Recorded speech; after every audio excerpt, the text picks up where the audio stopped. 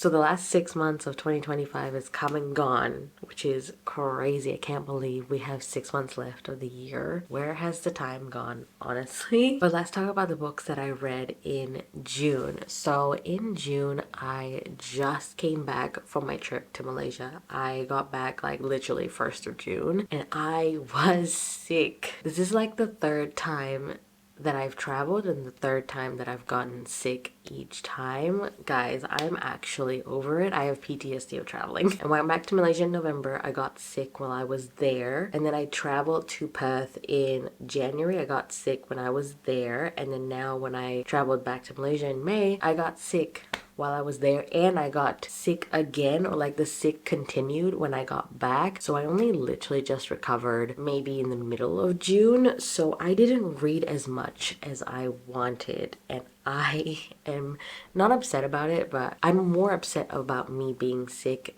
on a trip again than me not reading as much, because while I was on my trip I read nothing. I read zero, actually no, wrong.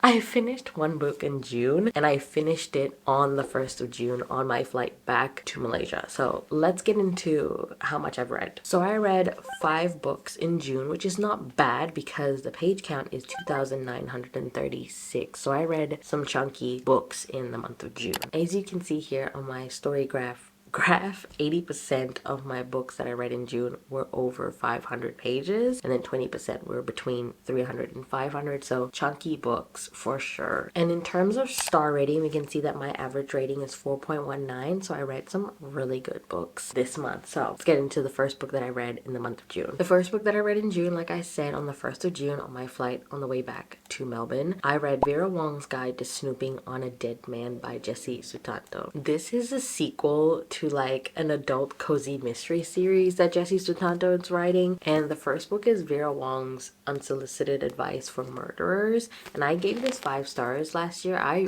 really loved this. So because it's a sequel, I won't exactly say what book 2 is about, but I'll tell you what book 1 is about. It's about Vera Wong, who's an old Asian Chinese lady that owns a tea shop, and one day while she's opening her tea shop, she comes downstairs to find a dead man in her shop. She takes it upon herself to investigate this murder because, I'm quoting her, that she's a Chinese mother and she's better equipped at snooping than the police. So she's making a list of suspects, she's confronting them, and she unexpectedly finds a found family from these suspects and like joins them together. I think that's where the cozy aspect comes in, the found family aspect, and I really love that. And the second book follows a couple of new characters as well and follows a new mystery. This one touches upon human trafficking, and it's a bit of a darker topic. It's a bit harder to read, and it kind of takes away the cozy aspect of this cozy mystery, but I feel like the element of the found family is still there, so it still adds that cozy aspect. But just knowing that there is human trafficking, it's a bit of a darker topic, just know that before going in. And because of that, like the elements of what I loved in book 1 was still there, but I feel like the darker topic, like I said, takes away from the coziness of it, so I didn't love it as much as the first one. So I gave this book 4 stars. I still really enjoyed it. I love Vera Wong so much and the found family that she's found, and I feel like Jessie Sutanto's books are just comforting to me. It reminds me of home and my culture of home, so I'm always going to have a positive reaction to any of her books. Another series that she wrote that I love, I don't have the first book, but I have the third one, and that is Dial A for Aunties. This is the third one, like I said, and I also really love this series as well. I highly recommend the first book, and I also highly recommend the audiobook as well. It's hilarious. I feel like this has more comedy than Vera Wong. This one has a bit more seriousness, but both has murder mysteries. The second book that I read in June, I kind of wanted to go a lighter route and not dive into the fantasy because I was still a bit sick and I had really bad brain fog. So I read King of Envy by Anna Huang. This is the 5th book in the Kings of Sin series, I think. And the Kings of Sin series is an adult romance series that I have been reading since the first book came out. I started reading Anna Huang, I want to say in 2023. I started with the Twisted series, which I really like. I think that series is superior than the Kings of Sin series. I like the Kings of Sin series, but I have more duds in this series than in Twisted series. The only book that I don't like in the Twisted series is the first one, but I love the Twisted series. The Kings of series, this particular one, King of Envy, is my favorite of the series for sure, which I am so happy because I thought I might have to give up on this series. But anyway, I placed a hold on this new release because I haven't been liking the series. So instead of buying them, I have been placing a hold in my library every time a new book comes out. So the hold in my library came through and I started reading it. So we're following two main characters, Vuk and Ayana. And Ayana is a supermodel who's been having trouble with her agency. Like, she made a deal with them a long time ago and she's trying to get out of it, but she can't. So she has to fake a marriage with New York's most eligible bachelor, Jordan. And Jordan wants to marry Ayana. Also, it's like mutually beneficial because he wants to get his inheritance. And the only way to get it is to get married. But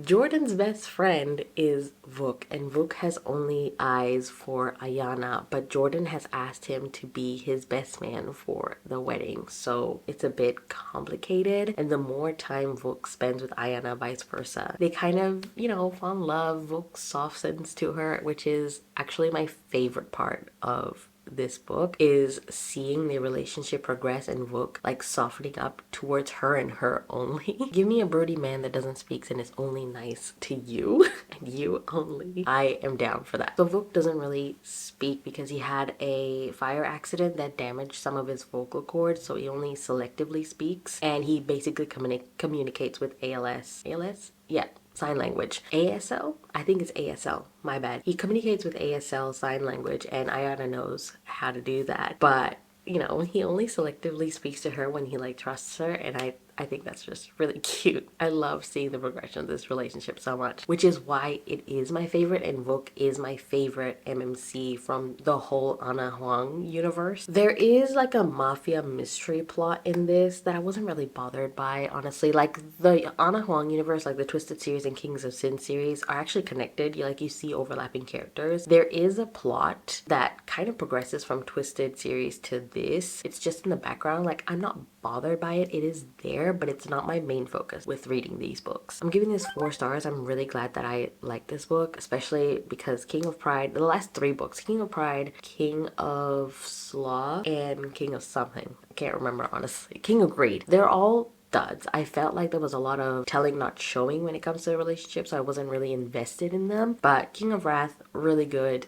King of Envy, amazing. So I'm very, very happy with King of Envy. I don't know how the next one is gonna go. I hope it's the same quality as King of Envy, but we'll see. And then books 3, 4, and 5, I binged them back to back, and it is a fantasy romance series that I've heard so many good things about, and I started book 1 and then I couldn't stop. I literally threw my whole TBR out the window because I just wanted to read. I wanted to know. I was kind of obsessed, but also kind of a little bit disappointed, which we'll talk about. So the series that I'm talking about is the Book of Azrael series. I read book 1, 2, and 3 in the month of June, and this is why my page count is heavy, because these are all very thick books, over 500 pages. Book 2 is about 772 pages. Book 3 is about 600 pages. So these are hefty books.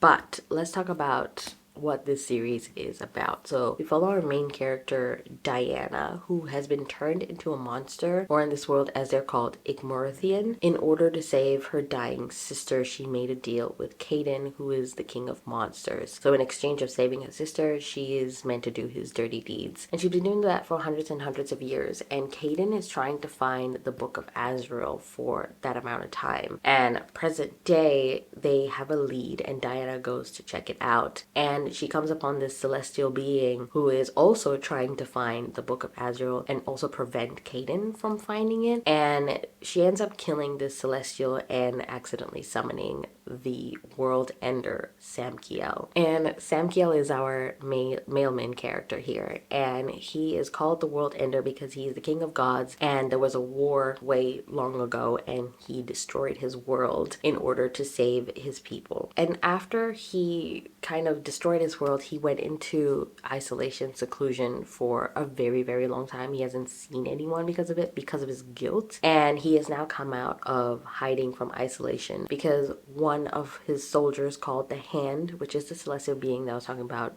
has died, and they were kind of like brother in arms and stuff, so he has to come out of isolation to investigate what's happening. And kind of through a series of events, Diana and Sam Keel have to work together to try and find the Book of Azrael and also prevent Caden from finding it. And the only way that Diana agrees to this is that Sam Keel protects her sister from Caden. And of course, them working together, romance blooms and everything. And I really love this romantic dynamic because I feel like it's really, really different from all the romantasy books that I've read, because I feel like the roles are switched. So Diana is the evil person, the monster, and Sam Keel is the king of gods. He is the knight in shining armor. He is good. And I feel like a lot of romantasy books, the roles are switched. Like the men are this evil, morally gray person, and then the girl is like good. You know what I mean? I just really like the relationship dynamic in this, and I feel like it was done really well and unique in my opinion. I'm sure there are other books that have done this. I just haven't read them. This is my first foray into this dynamic. She's definitely very morally gray. She will do anything for the people that she loves, even kill. I feel like sometimes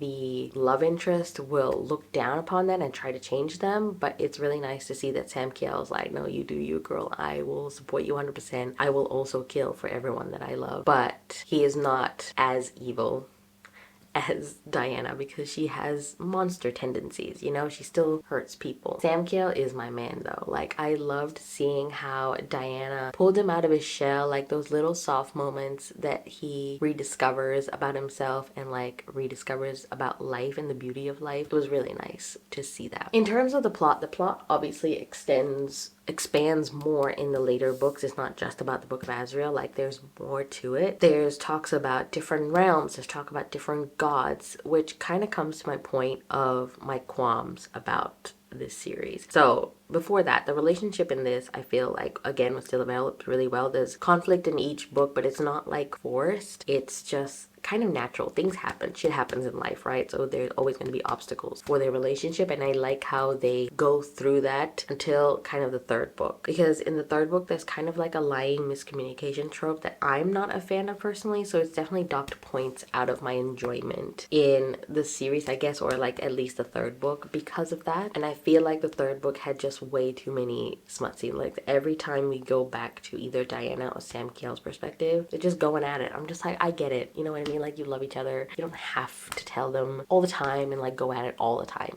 You know, like, we get it. There's quite a bit of repetition in the third book, in my opinion, that kind of lowered my enjoyment. Another thing as well that I really realized and was frustrated by the third book is the world building. The plot heavily relies on the world building, like a lot of fantasy books does, and I feel like the author has really unique ideas and puts forward those ideas, but she's not explaining them to expand the world. It's kind of like she's giving you a puzzle piece that's blank and you don't really know where it fits. So you're just confused and frustrated because there's no explanation as to where it goes, or like expand it further so you can see the bigger picture. For example, there, like I said, there's realms in this. How many realms are there? What realms are there? And there's gods in this as well. Like, how many gods are there? What are each gods for? You know, it's just a lot of things that are just thrown at you, which I can keep up, I can understand, but I don't have the context of them. So I really wish and hope that in the next books in the series does get a bit more expanded, like the world. I really do want to know more about the world so I get a bigger picture and I feel more grounded in the world, and that frustrates me. And I really noticed it in book 3, because in book 1 it's fine if we don't really have that much expansive world building because we're just starting, we're getting to know the characters, we're getting to know the world. Second book, it's kind of, I guess, second book syndrome, if you want to call it. It's very much focused on character development, which I really like. Second book is my favorite. And then we get to the third book, we're supposed to kind of ramp up the world building and the plot and everything, which it does, but it doesn't get explained, which is my issue and my frustration. So I gave book 1 4.5 stars, book 2 4.5 stars, but book 3 3.75 stars. Each book kind of builds up to the end, and there's a crazy roller coaster of plot twist at the end of each book, and a lot of things revealed in each book. And again, with not explaining the world building, we're kind of confused most of the time as to what's going on. And yes, we get answers to all the questions that were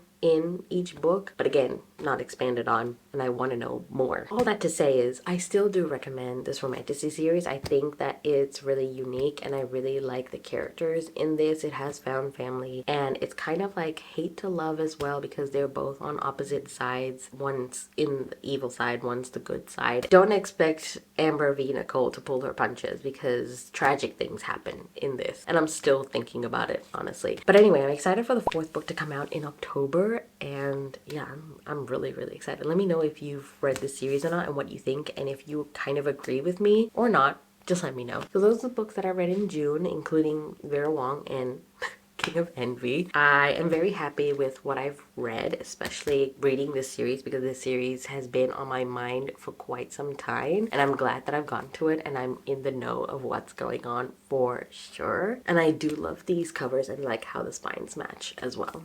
Like, really cool. And I love the fan art of this. Like, I was looking into all the fan art for this and I love it. So hot.